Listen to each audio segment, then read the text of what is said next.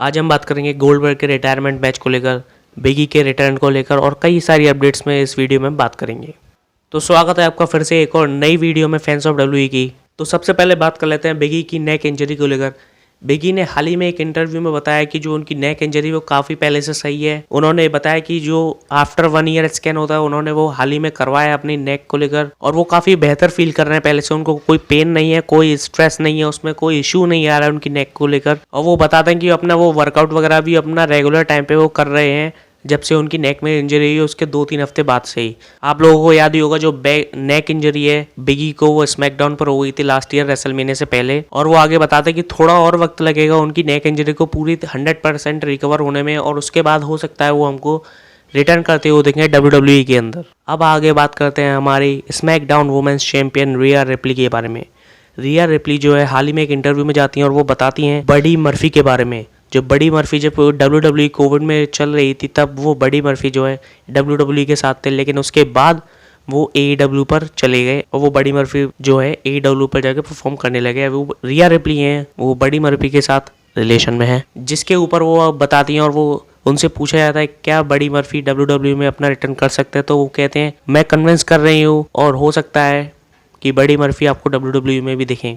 अब देखने वाली बात होगी क्योंकि शायद से बडी मर्फी के अगेंस्ट ही एक रिकॉर्ड चल रहा था, स्ट्रीक चल रही थी बडी मर्फी की लूजिंग की, हारने की। उन्होंने कई सारे मैचेस लगातार जो हारे थे बडी मर्फी ने। अब देखने वाली बात होगी क्या वो डब्ल्यूडब्ल्यूई में वापस आते हैं बडी मर्फी या नहीं। उसके बाद बात कर लेते हैं एलेक्सा ब्लिस के बारे में। एलेक्सा ब्लिस जो है रॉयल रंबल के बाद से ही टेलीविज़न पर नहीं दिख रही, किसी भी रॉ और स्मैकडाउन किसी भी शो पर वो अपीयर नहीं हो रही हैं एलेक्सा ब्लिस रॉयल रंबल के बाद से ही। और बताया जा रहा है जो रेसलमेनिया उनके प्लान्स थे एलेक्सा ब्लिस के रेसलमेनिया के पास, रेसलमेनिया के अंदर उनके मैचेस भी शायद हो सकते थे लेकिन उनको यूज़ नहीं किया गया। और रूमर्स ये भी आ रहे थे कि जो एलेक्सा ब्लिस हैं वो अपना रिटर्न कर सकती हैं और दोबारा टीम अप कर सकती हैं ब्रे वायत के साथ, लेकिन वो भी नहीं हो पाया क्योंकि ब्रे वायत भी चले गए फॉर नो रीजंस। और बताया जा रहा था कि जो एलेक्सा ब्लिस हैं वो हाल ही में किसी एक कॉन्सर्ट में इवेंट में जाती हैं और उसके बाद वो अपने फैंस को भी रिप्लाई करती हैं, इन्फॉर्म करती हैं अपने एक स्किन कैंसर के बारे में, जिसके बारे में वो बताती हैं कि उनका ट्रीटमेंट हो चुका है, वो अभी पहले से ठीक हैं। और वो बताते हैं कि काफ़ी जल्द हो सकता है एलेक्सा ब्लिस हमको डब्ल्यूडब्ल्यूई में वापस से नजर आने लगे और हो सकता है जब ड्राफ्ट हो डब्ल्यूडब्ल्यूई का तो उसके बाद हमको एलेक्सा ब्लिस देखने को मिल जाए डब्ल्यूडब्ल्यूई में। और जो बुकिंग है वो एलेक्सा ब्लिस के लिए काफ़ी बेहतर होने लग जाए बाद में जब वो वापस अपना रिटर्न करे।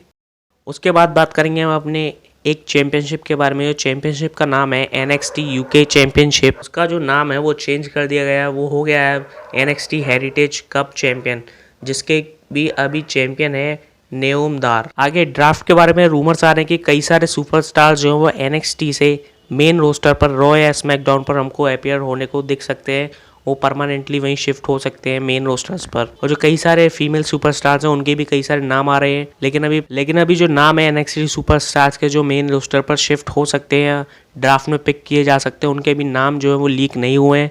अब देखना होगा कि कौन कौन से सुपरस्टार जो है NXT से मेन रोस्टर पर शिफ्ट होते हैं। अब बात करते हैं डब्ल्यूडब्ल्यूई की प्रीमियम लाइव इवेंट की। जैसे अभी अगले ही महीने बैकलैश के बाद डब्ल्यूडब्ल्यूई जो है नाइट ऑफ चैंपियंस कराने जा रही है सऊदी अरेबिया, उसी तरीके से रिपोर्ट्स ये आ रही हैं कि जो डब्ल्यूडब्ल्यूई है वो ऑस्ट्रेलिया जा सकती है अगले साल एक प्रीमियम लाइव इवेंट करवाने के लिए।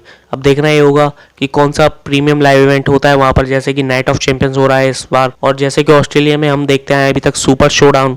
अब देखना होगा वहाँ पर कौन सा प्रीमियम लाइव इवेंट डब्ल्यूडब्ल्यूई लेकर जाती है। और देखना होगा कि जब डब्ल्यूडब्ल्यूई अब वर्ल्ड टूर पर निकलने वाली है तो क्या इंडिया आती है या नहीं, क्योंकि इंडिया में आने के रूमर्स भी थे नेक्स्ट ईयर के लिए लेकिन वो कैंसिल हो गए और वो शिफ्ट हो गए ऑस्ट्रेलिया। देखना होगा डब्ल्यूडब्ल्यूई अपना प्रीमियम लाइव इवेंट इंडिया में कब कराती है। क्या आप लोग भी चाहते हैं कि डब्ल्यूडब्ल्यूई जल्दी से जल्दी इंडिया लेकर आए अपने प्रीमियम लाइव इवेंट्स, तो कमेंट्स में ज़रूर बताइएगा। उसके बाद बात करते हैं कल अगर आपने सेथ रॉलिंस और मिस का जो मैच देखा था रॉ पर, अगर नहीं देखा तो जाकर जरूर देखें, एक नंबर मैच था। उसके बारे में जो है रिपोर्ट्स आई हैं कि जो सेथ रॉलिंस और मिस का जो मैच हुआ था रॉ पर, उसके बाद बैक स्टेज पर सेथ रॉलिंस को जो है वो पॉजिटिव रिसेप्शन मिला था, यानी जो उनके परफॉर्मेंस दी थी उन्होंने सेथ रॉलिंस ने उस मैच के अंदर, उसके चलते जब वो रिटर्न गए थे बैक स्टेज पर तो उनको एक पॉजिटिव रिसेप्शन मिला था पूरे बैक स्टेज एम्प्लॉयज से और जो पूरी टीम होती है बैक स्टेज पर उनसे। उसके बाद जो मिज है वो ट्विटर पर आते एक ट्वीट करते हैं कि